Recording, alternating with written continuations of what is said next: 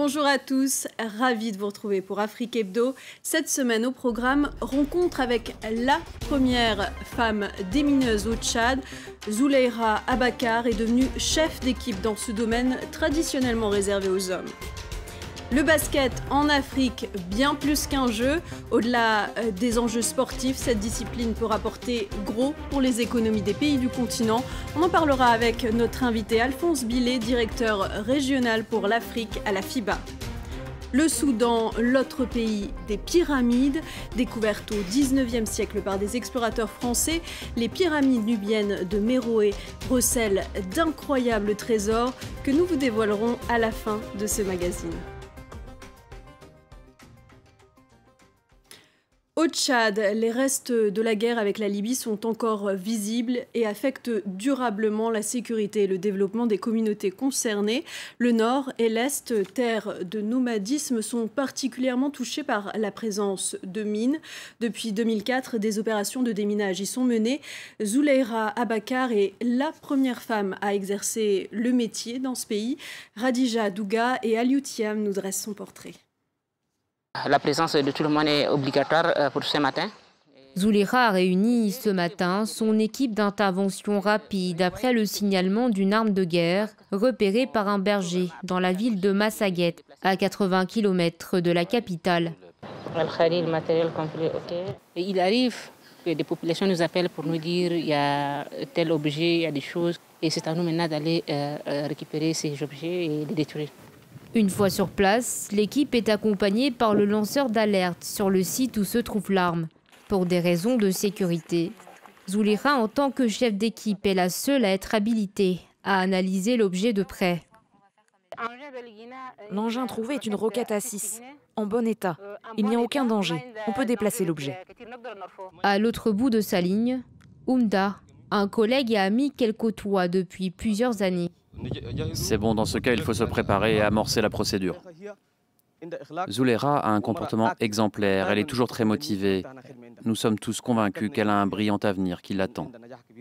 Si la jeune femme est aujourd'hui très respectée dans ce milieu essentiellement masculin, cela n'a pas toujours été facile. Je choisis ce métier parce que j'ai perdu mon oncle suite à un accident causé par mine en 2008. En faisant le déminage, on sauve des vies. Au début, c'était difficile d'être acceptée en tant que femme et chef d'équipe. Mais au fil du temps, certains ont compris. Le travail de Zouleira devra désormais se poursuivre dans certaines villes du nord du pays, secouées ces dernières années par des conflits armés et où la présence de mines et de restes explosifs de guerre a fait 3157 victimes depuis 2012. Le gratin du basketball africain s'est réuni à Kigali pour l'Afrobasket 2021, la 30e édition de ce championnat d'Afrique de basketball. Le Rwanda a organisé pour la première fois cette compétition phare masculine lors de laquelle 16 nations se disputent le sacre continental.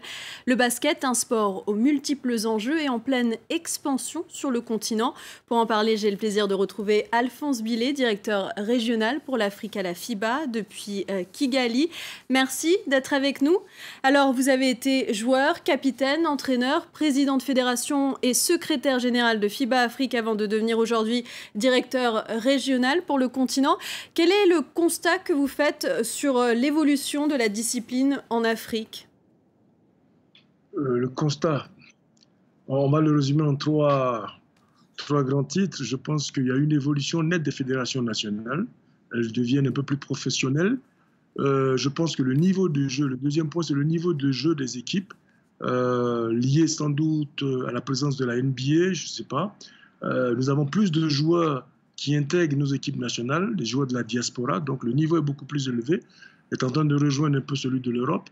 Et puis le troisième aspect, je crois que c'est la promotion.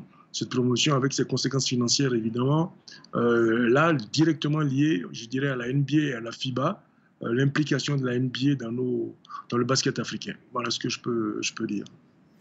Justement, lors des Jeux Olympiques de Tokyo cet été, le Nigeria était le seul représentant africain en compétition.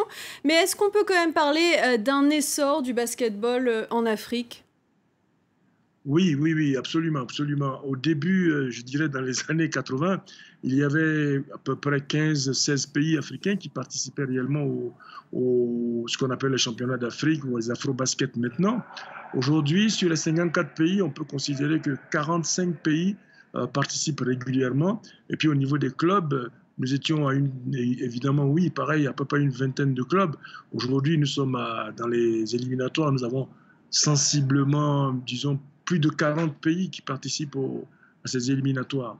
Oui, il y a une progression nette du basket africain. Comme je l'ai dit, un peu plus de visibilité, plus d'organisation, et puis le niveau, la qualité du jeu. Le Nigeria, bon, c'est pour des problèmes réglementaires, je dirais que le Nigeria s'est retrouvé tout seul au niveau des Jeux Olympiques, mais l'équipe du Nigeria était une grosse équipe. Bon, mauvaise performance, lié sans doute peut-être au manque d'entraînement, lié au Covid, je ne sais pas. Mais dans cette équipe, nous avions 8 joueurs NBA. Et donc, c'est pour vous dire le niveau quand même de ces équipes. Il n'y a pas que le Sénégal, il n'y a pas que le Nigeria. Il y a le Sénégal, il y a le Cameroun. Si les joueurs comme Embiid et tous les autres qui jouent au NBA intégraient le continent africain, je pense que ce serait quand même compliqué pour les équipes d'Europe, si je peux dire cela. De nombreux talents donc, qui sont présents sur le continent africain. C'est aussi un sport qui attire de plus en plus les investisseurs. L'ancien président Barack Obama, les joueurs Grant Hill, Joachim Noah ou encore Lou Holdeng ont notamment décidé d'investir leurs deniers personnels dans le secteur du basket en Afrique. De quelle manière le basket peut-il constituer un appui puissant pour le développement économique des différents pays du continent ? C'est certain que de toutes les façons, pendant plusieurs années, le basket était un sport ludique et ça s'arrêtait là. Aujourd'hui, avec ces joueurs qui vont aux États-Unis, qui jouent en NBA, qui sont rémunérés de manière assez intéressante, la présence de la NBA dans le processus des clubs champions, ce qu'on appelle la BL, fait que, on dira que ce basket peut nourrir son homme en Afrique maintenant. C'est-à-dire, pour être beaucoup plus large, au niveau des équipes, des clubs, enfin des équipes qui jouent dans certains pays, les joueurs ne sont pas obligés de s'expatrier. Tout l'écosystème autour du basket devient intéressant. Il y a les joueurs, mais il y a tout le processus autour qui fait que le basket est en train de devenir une petite économie en Afrique. Fondée en 1961, la FIBA célèbre cette année son 60e anniversaire. Quels sont pour vous les défis à relever pour l'avenir en Afrique ? Le premier défi, c'est que le basket africain devienne, comme vous l'avez évoqué au début, pratiquement une économie dans le système. Le deuxième défi, c'est de faire en sorte que le basket africain se compare au football un peu. Nous avons la chance nous sommes les seuls à avoir un sport comme la NBA au niveau du basket qui est vraiment populaire, qui est vraiment aimé par tous. Donc, ce serait vraiment intéressant qu'on puisse avoir ce basket aussi si je peux me permettre le terme en ivoirien, promotionné, on va dire comme ça. Et puis le troisième aspect, le défi, c'est le basket féminin. Et il est vraiment important que chez les hommes, les choses se mettent en place. Le basket féminin, donc, est vraiment, disons, nous venons de démarrer pour la promotion, le développement du basket féminin dans tous les secteurs, au niveau officiel, les arbitres, les coachs, etc., au niveau des joueurs, au niveau de tout ce qui entoure ce basket féminin. Voilà ce que je peux dire pour la prochaine décennie. Merci Alphonse Billet d'avoir répondu à nos questions. Elles constituent tout simplement une merveille archéologique, les pyramides de Méroé au Soudan. Moins monumentales que leurs voisines égyptiennes, elles n'en demeurent pas moins imprégnées d'une histoire fascinante. Elles recèlent, elles aussi, de nombreux secrets. Nicolas Bertrand, Sylvain Barral et Jean Barrère vous emmènent découvrir ces trésors méconnus d'une civilisation africaine oubliée. Au lever du soleil, leur silhouette se détache. Voici les pyramides de Méroé. Elles ont plus de 2500 ans. Une quarantaine de pyramides royales en tout. Elles ont résisté au pillage depuis leur découverte par des explorateurs français en 1822. Désormais, elles sont sous la protection de cet archéologue et de ses équipes. Meroé est la plus grande concentration de pyramides qui ait jamais existé dans le monde. Enterrer les rois et les reines sous ces édifices est une tradition qui a perduré pendant près d'un millénaire au Soudan. C'est pourquoi il y a tant de pyramides ici. Devant chaque tombeau, une chapelle funéraire permettait d'accéder au cœur de l'édifice. En général, dans chacune de ces chapelles, on trouve de nombreuses gravures et inscriptions qui racontent la vie de ces rois et de ces reines, mais aussi leur voyage après la mort. Les bâtisseurs de ces nécropoles, pharaons noirs et puissantes reines nubiennes, se sont opposés pendant des siècles aux Égyptiens voisins. Mais ils se sont aussi inspirés de leur culture et architecture, tout en conservant leur propre identité. La structure des pyramides soudanaises est totalement différente des égyptiennes. Elles sont plus petites, les matériaux sont différents et la forme également. Notamment ici, les chambres mortuaires sont enterrées sous la pyramide, jusqu'à 10 mètres de profondeur.